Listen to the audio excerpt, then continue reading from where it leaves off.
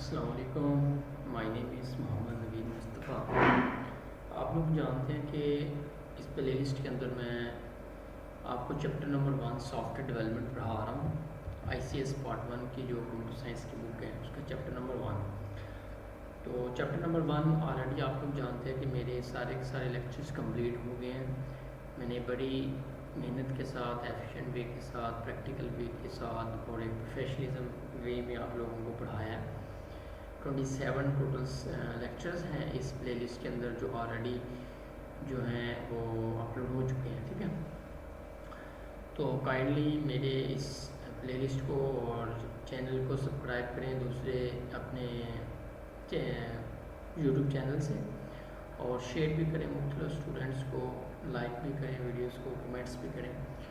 आज का जो हमारा टॉपिक्स है वो बस में दो ही नेक्स्ट मेरे जो है ना वो लेक्चर्स रह गए हैं जिसमें हम एक्सरसाइज के बारे में डीपली थोड़ा सा पढ़ेंगे। ठीक है जी, एक्सरसाइज के बारे में हम पढ़ने जा रहे हैं। इस चैप्टर के अंदर मैंने आप लोगों के साथ एक्सरसाइज शेयर की हुई है अपने जो हमारा बुक है ICS की टेक्स्ट बुक को फॉलो करते हुए। 7 मल्टीपल चॉइस क्वेश्चन है। मल्टीपल जो चॉइस हैं ये बहुत MCQs बहुत ज़्यादा अहम है। मेजॉरिटी पेपर के अंदर भी जो है ना वो आप लोगों के ये एक्सरसाइज के क्वेश्चन और एक्सरसाइज के लॉन्ग क्वेश्चन और एक्सरसाइज के MCQs पेपर में आते हैं। ठीक है, इसको अच्छी तरह कीजिएगा। मैं एक दफ़ा रीड आउट भी कर देता हूँ। Primary purpose of software development life cycle, SDLC जो है सारी बात उसका मेन पर्पस मकसद यही है कि हमारे पास डिलीवर हाई क्वालिटी सॉफ्टवेयर जो ना बन सके। अगर हम SDLC के मुताबिक सॉफ्टवेयर बनाएंगे टाइम विद इन टाइम्स के अंदर, और कॉस्ट भी हमारी जितनी हमने प्रिडिक्शन लगाई हुई है कॉस्ट के ऊपर, एस्टिमेट जितना लगाया उसके मुताबिक हमारे सॉफ्टवेयर बनने में इतनी ही कॉस्ट है, यानी कि पैसे हैं। ठीक है, तो ये इसका पर्पस है। बी है इसका। मैं आप लोगों को इस वीडियो में डिस्क्रिप्शन में एक्सरसाइज के जो इतने भी जो हैं वो करेक्ट आंसर वो भी मैं शो कर दूंगा इस वीडियो के डिस्क्रिप्शन में, और साथ शॉर्ट क्वेश्चन भी शो कर दूंगा। ठीक है, next study requirement specified system की परफॉर्मेंस की टाइप कौन सी है। तो जाहिर बात है आपको पता है रिक्वायरमेंट्स की दो टाइप्स हैं, एक फंक्शनल रिक्वायरमेंट, एक नॉन फंक्शनल है। और वो कह रहा है कि a type of requirement specific system performance जो है ना वो आपको पता है रिक्वायरमेंट्स की किस टाइप्स में देखी जाती है, नॉन फंक्शनल में देखी जाती है। फंक्शनल में तो उसके फंक्शन देखे जाते हैं ना उसकी, ठीक है, सारे के सारा वो क्या काम कर रहा है, तो वो काम की सिक्योरिटी परफॉर्मेंस वगैरह वो नॉन फंक्शनल रिक्वायरमेंट्स में हम देखते हैं। तो इसको आपने ध्यान में रखना है। उसने ये और बोला है परफॉर्मेंस। ठीक है, तो परफॉर्मेंस सिस्टम की देखने के लिए हमें जो ना रिक्वायरमेंट्स नॉन फंक्शनल रिक्वायरमेंट्स की तरफ जाना पड़ता है।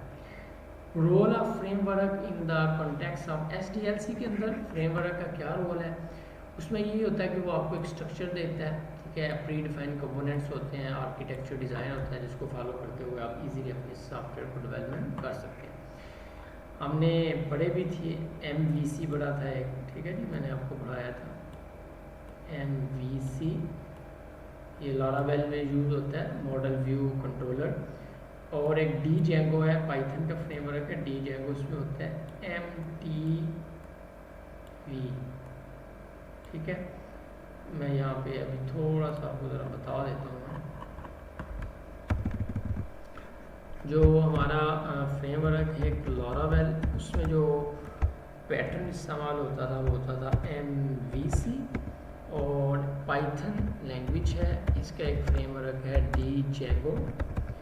इसमें जो आपके फ्रेमवर्क में जो आर्किटेक्चर डिज़ाइन इस्तेमाल होता है पैटर्न वो होता है MTV। मॉडल M से मुराद मॉडल है, और T से मुराद टेम्पलेट, और V से मुराद व्यू है। ठीक है जी, और MVC से मॉडल व्यू कंट्रोलर। ठीक है जी, ये थोड़ा सा मैंने ज़रा आपको मज़ीद चीज़ें बता दी हैं। इसमें जो है वो भी इसका नेक्स्ट दी फोर्थ जो आपका MCQ था, software development model involving short cycle sprint वगैरह के सॉफ्टवेयर डेवलपमेंट में मॉडल आपने पढ़े हैं। ठीक है, वाटरफॉल मॉडल पढ़ा है, STLC एजाइल, लीन वगैरह दी, स्क्रम वगैरह एजाइल के ये वो हैं सब फ्रेमवर्क हैं या मेथडोलॉजीज हैं बल्कि। तो शॉर्ट साइकिल जहाँ पे ज़्यादा इस्तेमाल होता है, स्प्रिंट मीन आइट्रेशन फेसेस। तो अजाइल मेथडोलॉजी के अजाइल मेथड अगर आप इस्तेमाल करते हैं तो देन आपको पता है अजाइल मेथड क्या है कि एक कुछ टाइम के अंदर हम किसी फेस में जब सॉफ्टवेयर बना रहे होते हैं उस फेस में रह के हमने वर्क करना होता है। स्प्रिंट एक ही बात है, स्प्रिंट साइकिल फेस वगैरह। Okay, five very crucial aspect of comprehensive project planning. Projects की प्लानिंग्स के लिए किन पहलुओं को मद्देनज़र रखा जाता है, उसमें हम ज़्यादातर फोकस जो करते हैं वो अंडरस्टैंडिंग द प्रोजेक्ट स्कोप और टास्क के ऊपर करते हैं। प्लानिंग में यही होता है, स्कोप देखा जाता है, उसका टास्क कैसे हमने करवाना है अपनी टीम से। ठीक है, नेक्स्ट है factor that does not influence cost estimation of software project. Software बनाने के लिए कॉस्ट के एस्टिमेशन में कौन सा फैक्टर नहीं है, तो इसमें नंबर ऑफ मीटिंग हेल्ड नहीं है। देखिए ना, आप प्रोजेक्ट्स बना रहे हैं तो कॉस्ट की जो एस्टिमेशन लगेगी वो टेक्नोलॉजी कौन कौन सी यूज़ कर रहे हैं, जितनी अच्छी टेक्नोलॉजी स्टैक होगा कॉस्ट बढ़ जाएगा, ये भी नहीं। ऑपरेशनल कॉस्ट भी स्कोप ऑफ प्रोजेक्ट का जितना अच्छा होगा उसकी कॉस्ट बढ़ जाएगी। तो वो कह रहा है कि कौन सा इसमें फैक्टर है जो कॉस्ट एस्टिमेशन के ऊपर जो है ना वो इन्फ्लुएंस नहीं कर रहा, उसके ऊपर डिपेंड नहीं करता कि उससे कॉस्ट एस्टिमेशन बढ़ जाए, कॉस्ट की यानी कि बढ़ जाए, पैसे बढ़ जाए सॉफ्टवेयर को बनाने के लिए। तो उसमें नंबर ऑफ मीटिंग हेल्ड है, ठीक है जी। जारी बात मीटिंग में जितने मर्जी बंदे हो, कोई मसला नहीं है, उससे कौन सा प्रोजेक्ट की कॉस्ट फर्क पड़ना है, ठीक है जी। 7 है जी the purpose of use case diagram. Use case diagram का क्या पर्पस है जी, ठीक है जी। तो आप जानते हैं उससे हम जाहिर बात है यही पर्पस होता है यूज़ केस डायग्राम देखने से कि हमारा जो अपना सॉफ्टवेयर है या हमारा जो सिस्टम है उसकी फंक्शनैलिटी क्या है, वो कैसे काम कर रहा है, ठीक है। तो आइडेंटिफाई कर लेते हैं, मरून कर लेते हैं, डॉक्यूमेंट्स देख लेते हैं सिस्टम की फंक्शनैलिटी रिक्वायरमेंट्स को, ठीक है। तो वो भाई आपको समझ आ गई है। मैं इस वीडियो के डिस्क्रिप्शन के अंदर जो है ना वो आप लोगों को दिया हुआ मैंने इसके जो है सारे MCQs के आंसर, वो भी आप वहाँ से देख सकते हैं। शॉर्ट क्वेश्चन में मैंने PDF फॉर्म के अंदर एक जो है ना वो फाइल रखी हुई है, इस सारे क्वेश्चन के शॉर्ट आंसर है।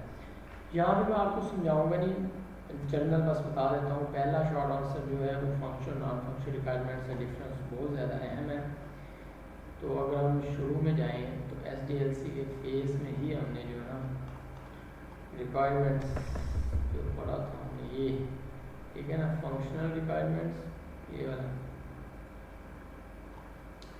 Functional requirements, okay. और नेक्स्ट नॉन फंक्शनल, तो इसमें ये वाले आपने लाजमी कर लेना, ये वाला पहला क्वेश्चन हो गया आपका, ठीक है। पहला शॉर्ट क्वेश्चन ये वाला, ये अच्छी तरह तीनों की 4 1 2 3 पॉइंट्स हैं, ये पॉइंट अच्छी तरह कर लें, फंक्शनल के भी और नॉन फंक्शनल, ठीक है जी। नेक्स्ट टाइम जी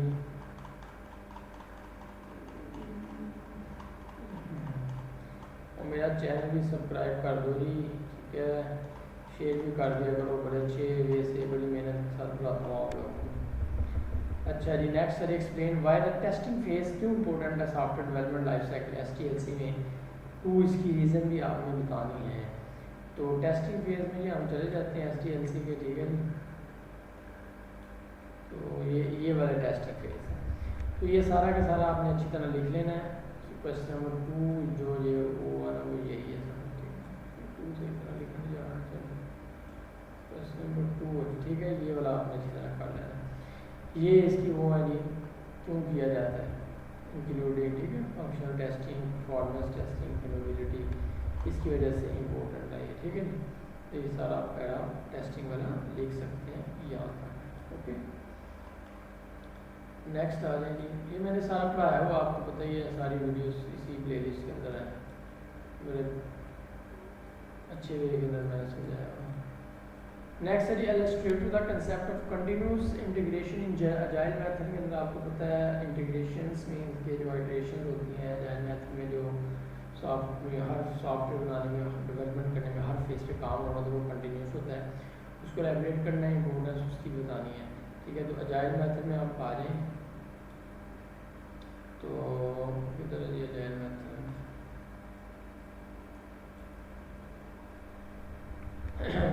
अजाइल मेथड ये जी जाइल किधर है, ये है, इसमें ये कंटिन्यूस इंटीग्रेशंस के बारे में आपने पहले जाइल मेथड के बारे में आप लाजमी लिखिएगा थोड़ा सा, ठीक है, यहाँ तक, और उसके बाद ये क्यों कंटिन्यूस इंटीग्रेशन पोटेंशियल है, तो ये सारी लाइन आप देख सकते हैं और उसकी डायग्राम भी थोड़ी सी बना लें बेहतर है, ठीक है।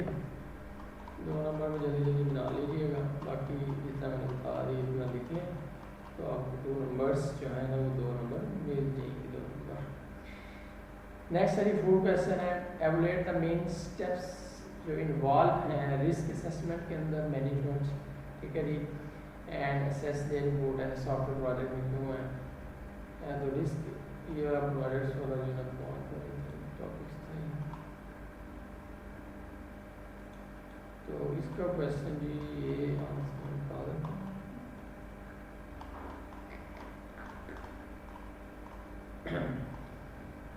तो ये जी आपका रिस्क ये वाला आपने कर लेना क्वेश्चन नंबर 4 जो सारा, ठीक है, ये स्टेप इन्वॉल्व आइडेंटिफाई सारा यहाँ से लेके 2 नंबर अच्छी तरह आप कर लें, पॉइंट्स लाजमी कीजिएगा, ठीक है, ये पॉइंट्स सारे identify analysis risk development strategies monitors and review, ठीक है जी, ओके, ये क्वेश्चन 4 हो गया।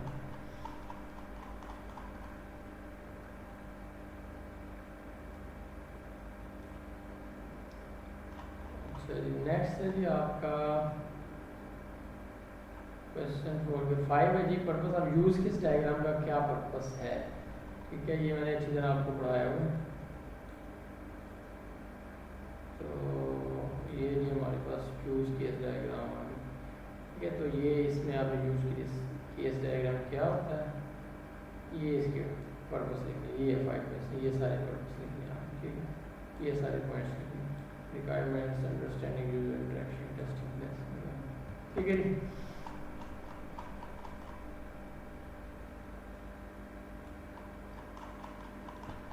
नेक्स्ट है जी आप लोगों के पास compare and contrast sequence diagram का एक्टिविटी डायग्राम के साथ जो है वो कंपेयर करवाना है, मीन्स के कोई आपने कंट्रास्ट करवाना है, दोनों में डिफरेंस बताना है, हाईलाइट्स का की डिफरेंस। तो सीक्वेंस डायग्राम मैंने आपको मैंने ना इसी डिस्क्रिप्शन में फाइल भी दी हुई है, ठीक है, उसको भी आप अच्छी तरह देख लें, वहाँ पे सारा मैंने बड़े सिंपल वे के अंदर जो ना क्वेश्चन आंसर राइट करके आपको दिए हैं। इधर गया जी ये एक्टिव, ये मेन मैं आपको बता देता हूँ जी, इसमें आपके सीक्वेंस डायग्राम में जो है ना वो सिंपल ऑब्जेक्ट्स बनते हैं और इसमें आपका एक वर्क फ्लो बन जाता है, ठीक है, ये आपने एक्टिव डायग्राम के बारे में लिख लेना है और यहाँ भी आपने सीक्वेंस डायग्राम के बारे में इतना लिख लेना है, छोटी सी डायग्राम डालेंगे तो दोनों में डिफरेंस होते हैं, ठीक है।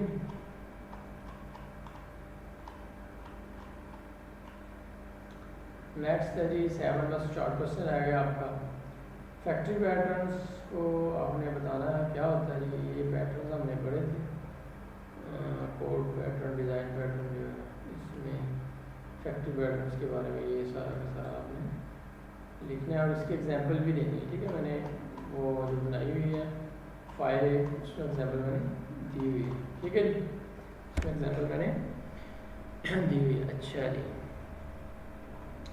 नेक्स्ट वीडियो के अंदर इंशाल्लाह जो लास्ट वीडियो होगी इसमें हम लॉन्ग क्वेश्चन आपको मैं बता दूंगा, ठीक है, मेन कहाँ से करने हैं, बाकी मैंने सारा के सारे जितने भी एक टॉपिक्स मैंने वीडियोस बनाई हुई हैं, आप लोगों को पता है इस प्लेलिस्ट के अंदर 27 वीडियोस हैं, टोटल लेक्चर 27 हैं मेरे, हर एक ऊपर मैंने अपना थंबनेल के ऊपर भी सारा कुछ लिखा होता है,